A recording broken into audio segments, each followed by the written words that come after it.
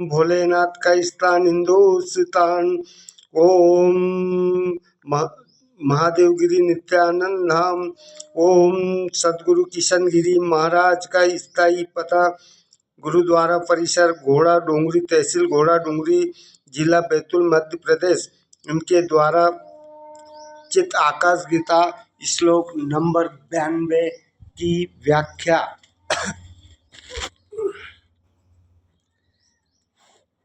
सदगुरु किशन कहते हैं साधना में लोगों के नाटक। श्लोक नंबर 92। ओम श्री गुरुवे नमः। जय भगवान महादेवगिरी नित्यानंद। हम महादेवगिरी नित्यानंद जी के बारे में कुछ जानने का प्रयत्न कर रहे थे। साधना के बारे में जान रहे थे कि साधना हमें निरंतर करनी चाहिए। मैं ऐसे लोगों से सहमत नहीं हूँ जो गुरु के भौतिक शरीर को ही गुरु मानते हैं, जो गुरु की निकटता को अंतर साक्षात समझने की भूल करते हैं। जब भगवान राम और भगवान कृष्ण भी यहाँ इस संसार में थे तो लोगों ने उनको देखा। मुझे नहीं लगता कि वे सभी लोग मुक्त हो गए होंगे। साधना एक अनुशासन है। जितने शुद्ध होते हो उतने महान तुम्हारी साधना होती है। ऐसे बहुत से भक्त होते थे जो हमेशा मेरे गुरु को घेरे रहते थे। उनके चारों ओर बहुत लोग रहते थे कि दूसरे लोगों को मेरे गुरु के दर्शन करना मुश्किल हो जाता था। वे लोग बाबा के अंतिम क्षण तक के घेरे रहे, परंतु मुझे नहीं लगा कि उन लोगों ने कोई सार्थक स्थिति प्राप्त की हो। उनके हाथ केवल एक ही चीज़ आई जो हमेशा बाबा को घेरे रहे। एक लड़का था जो मेरे गुरु के पास ही रहता था और मेरे गुरु उसे बहुत प्रेम करते थे और अन्य लोग भी, गुरु जी भी उसके बारे में अच्छा सोचते थे। उसे बहुत सम्मान देते थे। लोग जो खाना पीने की चीज़ें लाते थे, सुंदर कपड़े लाते थे, उनको बांटने का काम उसको दे दिया गया था। वह खा पी कर अच्छा हष्ट पुष्ट हो गया था। फिर वह बड़ा होकर किशोर बन गया। हर रोज़ मछली पकड़ने जाने लगा। जब गुरुजी उसे बुलाते हैं तो लोग कहते हैं बाबा वह तो मछली पकड़ने गया। यदि बरसात का मौसम होता तो कहते केकड़े पकड़ने गया। वह बालक बाबा के पास ही सोया करता था। यदि किसी व्यक्ति को साधना करना है तो पता नहीं वह शुद्ध नहीं है तो वह कुछ भी कर ले, वह अयोग्य है। वह लड़का बड़ा होकर फूल माला बेचने लगा।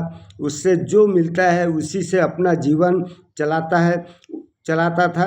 इससे हम यह समझ सकते हैं कि हम अपना विचार, आहार, सभी चीज़ों को शुद्ध करना होगा। सभी गुरु के पास उन लोगों ने गुरु से कुछ ना कुछ पाया है। वह गुरु जी के पास सोता था परंतु वह गुरु से कुछ भी नहीं ले पाया। अगर तुम गुरु के प्रति ग्रहणशील नहीं हो तो मात्र उनकी भौतिक निकटता का क्या मतलब। यदि तुम केकड़े ही पकड़ते रहो तो तुम कैसे बदलते रहोगे। यदि तुम साधना करते हो तो तुम रूपांतरित हो जाते हो। अगर तुम साधना नहीं करते हो तो इससे क्या फर्क पड़ता है। तुम गुरु के पास कितने समय तक रहोगे। साधना का अपना ही परिणाम होता है, अपना ही एक फल होता है। कुछ ही लोग होते हैं जो निष्ठा पूर्वक साधना करते हैं। ब्रह्म ज्ञान होने के लिए पात्रता होनी चाहिए। यह पात्रता गुरु की सेवा से ही प्राप्त होती है, परंतु सेवा करते समय मुक्ति के लिए तीव्र ललक भी होनी चाहिए। इस ललक के बिना गुरु सेवा भी नहीं फलदायक होगी। कई लोगों ने मेरे गुरु की व्यक्तिगत रूप से सेवा की। आध्यात्मिक दृष्टि से उन्होंने क्या पाया। मेरे गुरुदेव ने मेरी जाति, मेरे समाज, मेरे लोग, मेरे देश, इन सभी को त्याग सिखाया। वह कहा करते थे तुम्हें नदी या झील में स्नान करने की क्या ज़रूरत है, तुम सागर में क्यों नहीं जाते हो। जाओ सागर में डुबकी लगाओ। ज्ञानेश्वर महाराज कहते हैं सच्चा मानव वही है, पूरे संसार को वह अपना घर समझता है, ईश्वर का परिवार समझता है। परिवार है ऐसे व्यक्ति की सच्चा ज्ञान है। मेरे गुरु कभी किसी धर्म पंथ या व्यक्ति की आलोचना करना पसंद नहीं करते थे। यदि कोई व्यक्ति किसी में दोष देखता तो वह कहते थे सुनो तुम्हारी दृष्टि दोषपूर्ण है, राम सब में है। यह एक परम सिद्ध का लक्षण है।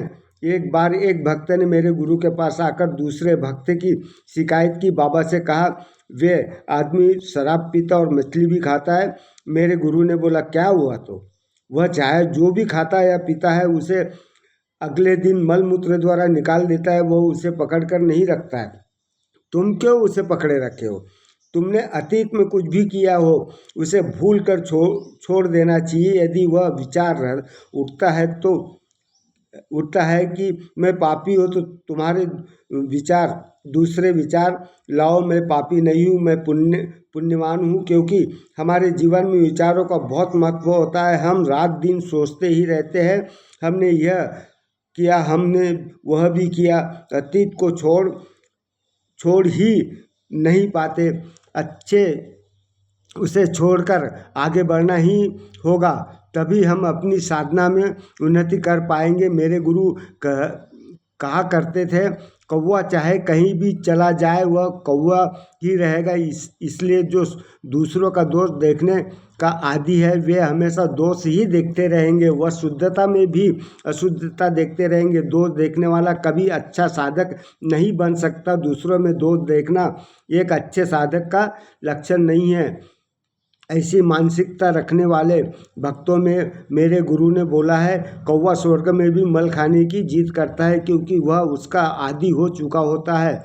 बिल्कुल वैसा ही व्यवहार उन दोष ढूंढने वाले भक्तों का होता है। मेरे गुरु हमेशा अपने हाथ खुले रख कर चलते थे। मेरे गुरु हमेशा उनका सिर हर समय झूमता रहता था। कुंभक यानी श्वास को रोक कर रखने के कारण सहस्राल में स्थित हो जाते हैं। इसी कारण उनका शरीर हमेशा झूमता रहता था। आसपास वैसे बहुत से स्वामी थे जो उनके सिर के झुकने की नकल करते थे। मेरे गुरु की चाल की भी नकल करते थे। उनकी चाल हाथी जैसी थी। सभी स्वामियों को देखता और वह समझ जाते वह ढोंग कर रहे हैं। अतः कभी कभी जब अपने बाबा के दर्शन के लिए जाता तब यह सब कुछ देखने को मिलता था। गुरु की नकल कभी नहीं करना चाहिए। उन्हें उनकी अंतर स्थिति प्राप्त करना चाहिए, तब तुम एक पूर्ण शिष्य बन जाओगे। ओम गुरु गुरु ओम भोलेनाथ की जय। ओम हर हर महादेव की जय।